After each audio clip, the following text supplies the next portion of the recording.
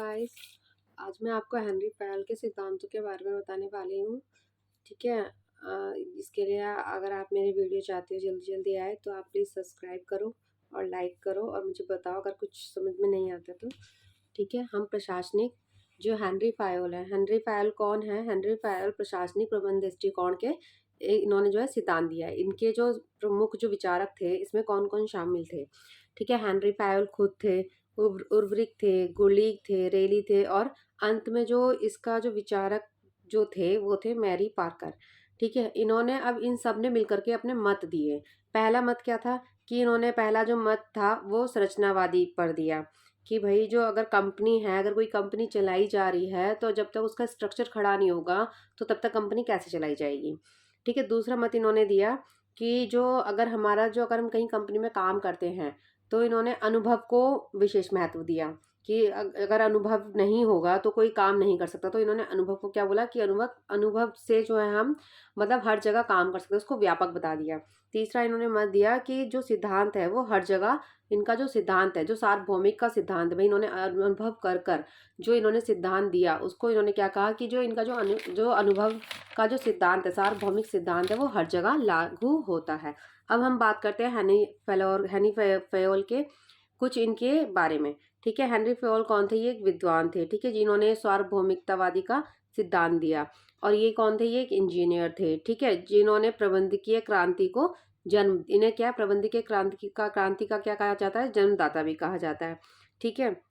उसके बाद पहले इन्होंने किस पर काम किया? पहले इन्होंने लोक प्रशासन के प्रकार्य प्रकार्य पर काम दिया। ठीक है। इन्होंने प्रकार्य का मतलब क्या होता है? जो व्यक्ति मतलब कि किसी चीज़ का अध्ययन करता है, किसी चीज़ पर काम करता है।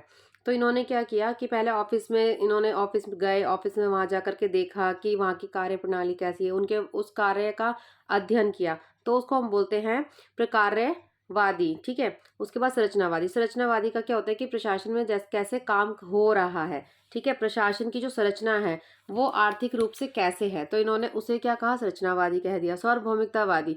सार्वभौमिकतावादी किसे कहते हैं? जो अनुभव, जो इन्होंने खुद अनुभव करा। ठीक है। इन्होंने अनुभव को एक जगह जो है मतलब लागू कर दी। सार्वभौमिक मतलब कि सब जगह इन्होंने कहा कि जो अनुभव है वही वो सार्वभौमिक है।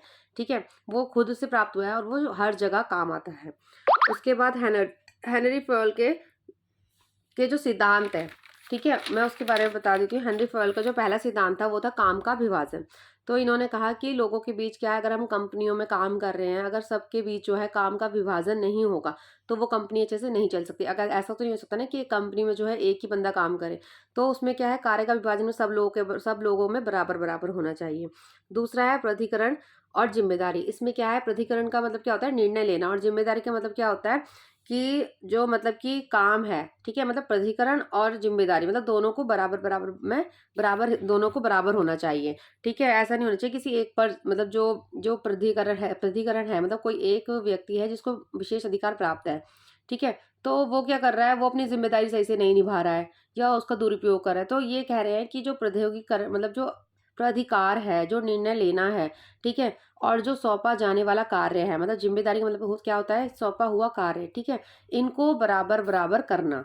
ठीक है। तीसरा है अनुशासन। अनुशासन का मतलब नियम होना चाहिए। ठीक है। कंपनी में भी अगर नियम नहीं होगा तो कोई भी ढंग से काम नहीं करेगा। चौथा है कमांड की एकता, कि जो किसी भी कर्मचारी को एक से ज्यादा आदेश जो है नहीं मिलने चाहिए। अगर मैं एक कंपनी में काम कर रही हूँ, अगर मेरे को एक मैनेजर आ रहा है वो अलग काम बता रहा है, एक और आ रहा है मेरा जो मतलब थोड़ा सीनियर है वो मेरे को अलग काम बता रहा है, तो इससे क्या होगा? भ्रम पैदा होगा। मैं ये सोचूंगी मैं पहले काम कौन सा करूँ।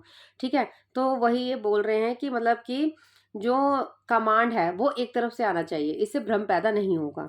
ठीक है। उसके बाद है दिशा की एकता, मतलब संगठन और कर्मचारियों का जो दिशा है वो एक होनी चाहिए। ठीक है। मतलब लक्ष्य को प्राप्त करना।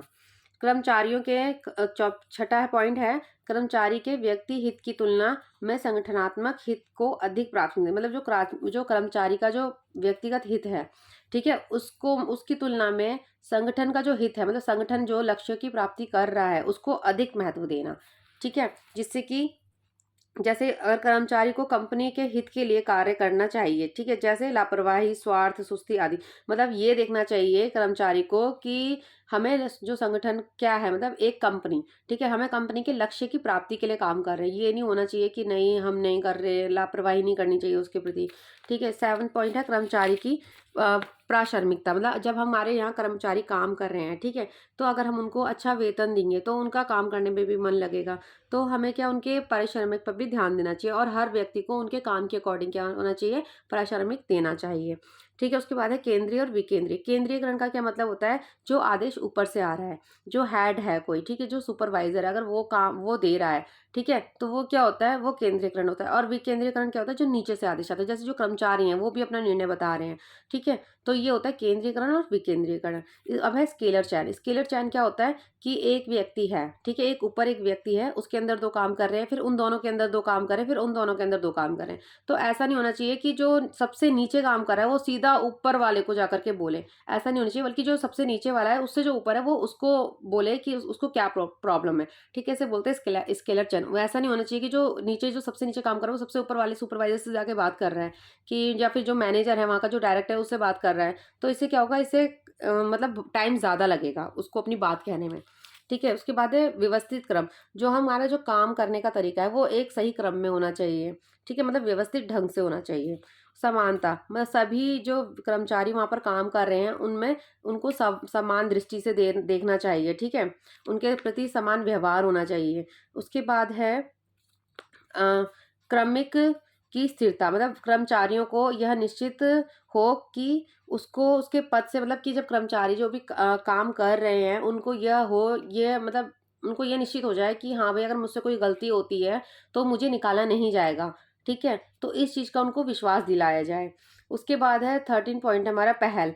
पहल क्या होता है कि भाई जो ऊपर से आदेश आ रहा है, ठीक है, उसको भी सुना जाए, और जो नीचे से आदेश आ रहा है, जो कर्मचारी वर्ग काम कर रहे हैं, वर्कर, ठीक है, उनकी भी बात सुनी जाए। तो इससे क्या होगा, सकारात्मक पैदा होगी कि हाँ भाई, वो सोचेंगे हाँ भाई हमें भी मतलब अहमियत दी जा रही है, ऐसा नहीं कि ऊपर वाला जो आदेश है बस उन पे दोष जमाए जा रहे हो, तो इससे उनका काम नहीं लगेगा, है ना, काम करने का मन भी नहीं करेगा। तो इसलिए हम क्या कहते हैं, पहल, मतलब दोनों तरफ से पहल होनी चाहिए, ठीक है, ऊपर वाले को भी, कर्मचारियों को भी ऊपर वाले का आदेश सुनना चाहिए, और नीचे वालों, और जो कर्मचारी हैं उनको उनके आदेश भी ऊपर वालों को सुनने चाहिए। उसके बाद समन्वय। समन्वय का मतलब क्या होता है, तालमेल बैठाना, ठीक है, तो मतलब कर्मचारियों और जो सुपरवाइजर होगा या जो ऊपर हेड होगा उन दोनों के बीच क्या होना चाहिए, तालमेल होना चाहिए, जिससे वो काम करने में उनको मदद करेगा। ठीक है, उसके बाद है आलोचना। हेनरी फेयोल की क्या हुई, आलोचना भी हुई इस चीज को लेकर के। आलोचना क्या हुई कि हेनरी फेयोल ने क्या हुआ, सिर्फ संगठन को, संरचनावादी को और सार्वभौमिकता को क्या हुआ, उन्होंने उस पर बल दिया, ठीक है, उन्होंने मनुष्य जो काम कर रहा है उसको, मतलब मानव को इतना महत्व दिया ही नहीं, तो इसलिए उनकी आलोचना भी हुई। ठीक है, और इनकी आलोचना, मतलब इनकी आलोचना इसलिए भी हुई कि इन्होंने कहा कि भई जो मतलब इन्होंने सार्वभौमिक को बताया। तो सार्वभौमिक भाई कैसे हो सकता है, क्योंकि इन्होंने हर जगह थोड़ा ना काम किया है।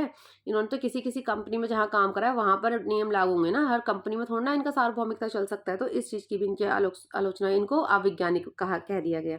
उसके बाद संरचना पर इन्होंने अधिक बल दिया है।